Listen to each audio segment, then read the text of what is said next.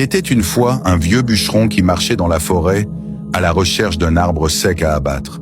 Soudain, il aperçut un serpent aveugle enroulé autour d'un arbre, la gueule grande ouverte. Un oiseau, croyant qu'il s'agissait d'une branche, s'y posa et le serpent referma sa gueule et l'avala. Le bûcheron, bouleversé par cette scène, se mit à pleurer. Il leva les yeux vers le ciel et dit « Seigneur, mes années ont passé, mes os sont affaiblis. Si je continue ce dur labeur, c'est uniquement pour nourrir ma femme et mes enfants. Et pourtant, je te vois pourvoir à la subsistance de ce serpent aveugle, sans qu'il ait ni force ni pouvoir.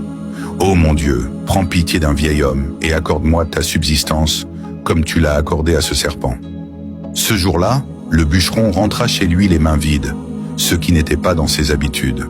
Sa femme lui demanda « Où est la nourriture, homme ?»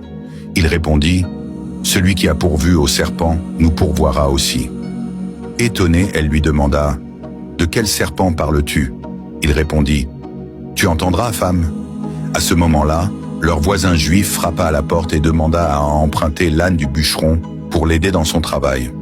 Le bûcheron lui dit « Mais tu possèdes 9 ânes. » Le voisin répondit « Oui, mais aujourd'hui, le travail est abondant. » Malgré le fait qu'il savait que cet homme était rusé, solitaire et peu apprécié, le bûcheron lui prêta son âne.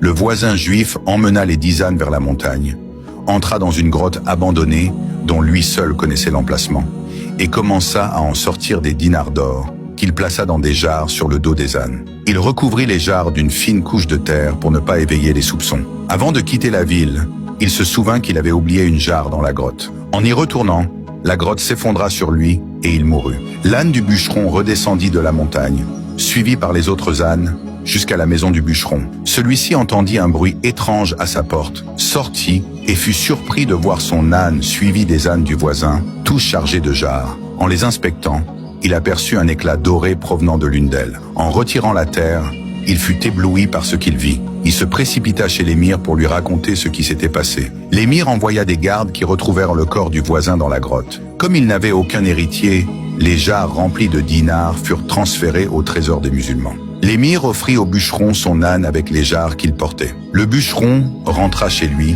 n'en croyant pas ses yeux. Sa femme, impatiente, lui demanda « Que s'est-il passé ?» Il répondit, le visage rayonnant de bonheur « Dieu a exaucé mes prières. Il m'a accordé une subsistance sans effort ni puissance de ma part. Gloire à celui qui pourvoit à qui il veut, sans compter. »